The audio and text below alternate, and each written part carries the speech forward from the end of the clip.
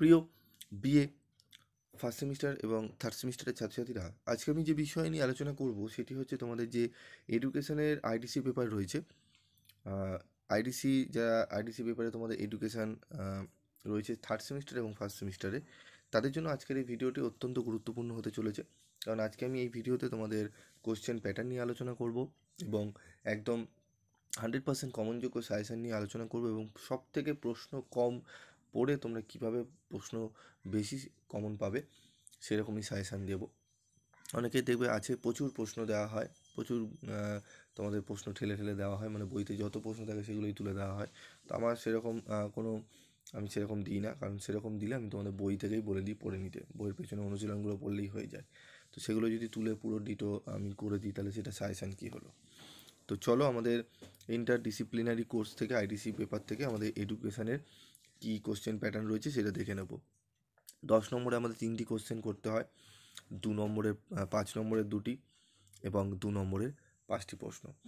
Total 50 নম্বরের পরীক্ষা হয় এবং এটি কলেজেই তোমাদের প্রশ্নপত্র প্রফেসর বা ম্যাডাম সেট করেন, কলেজে তোমাদের পরীক্ষা দিতে হয় এবং কলেজের স্যার ম্যাডামরাই কিন্তু খাতা দেখেন।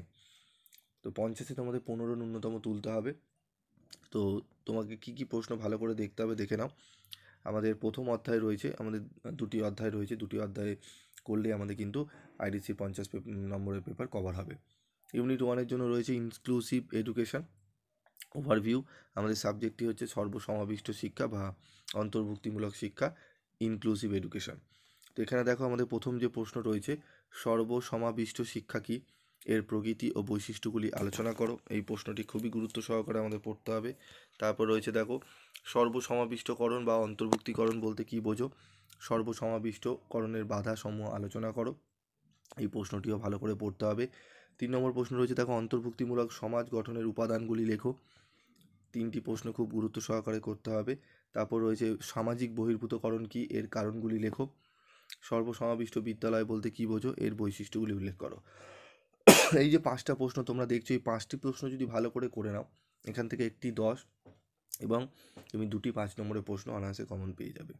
ঠিক আছে, ভালো করে এই প্রশ্নগুলো দেখে নাও।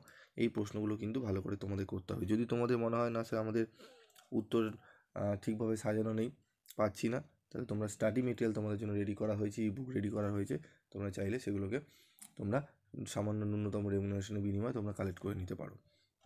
তারপর রয়েছে 2 নম্বর চ্যাপ্টার, ভিন্নতরভাবে সক্ষম এবং সুবিধাবঞ্চিত শিশু। প্রথমেই হচ্ছে অক্ষমতার ধারণা দাও, খুবই গুরুত্বপূর্ণ প্রশ্ন। 2 নম্বর রয়েছে দৃষ্টি প্রতিবন্ধকতার সংজ্ঞা দাও, দৃষ্টি প্রতিবন্ধকতার সমস্যাগুলি ব্যাখ্যা করো। তারপর রয়েছে দেখো শ্রবণ প্রতিবন্ধকতা বা বধির বলতে কী বোঝো, এইরূপ প্রতিবন্ধকতার কারণগুলি লেখো। এই 3টি প্রশ্ন অবশ্যই খুব ভালো করে পড়বে। তারপর রয়েছে দেখো শিখন অক্ষমতা কী, এর সমস্যাগুলি আলোচনা করো। এই 4টি প্রশ্ন যদি ভালো করে নাও, আমি আশা করি এখান থেকে তোমরা একটি 10 এবং তোমরা 2টি 5 নম্বরের প্রশ্ন কমন পেয়ে যাবে এবং আরেকটি 10 নম্বর দেওয়া হয় দুটো মিলিয়ে, তো সেটিও তোমরা কমন পাবে। তার জন্য একটু পড়তে হবে কি, এই প্রশ্নটি বাধামুক্ত পরিবেশ কি, এই পরিবেশ সৃষ্টিতে বিদ্যালয়ের কী ভূমিকা রয়েছে।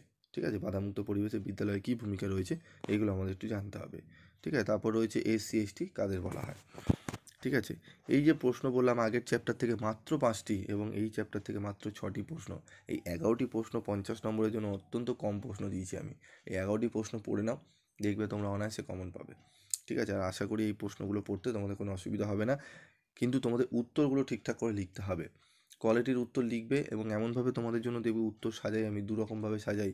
যারা একটু ভালোভাবে পড়তে চাইছো বা যারা অসুবিধা নেই, কিছু কিছু শব্দগুলো থাকে আমাদের যেগুলো দিলে আরও নাম্বার ক্যারি হয়, মানে 10 আউট অফ 9ও উঠে যায়, সেগুলো তোমাদের অনেকের আবার পড়তে অসুবিধা হয় না, স্যার একটু সোজা সরল ভাষায় দিন, আমাদের 10-এ 7 8 দিলেও চলবে, খালি আমরা যেন মনে রাখতে পারি সেরকমও নোটস আমাদের তৈরি করা থাকে, যাতে 2 থেকে 3 বার পড়বে জিনিসটাও বুঝে যাবে এবং উত্তরটা তোমরা অনেক অনায়াসে লিখে আসতে পারবে।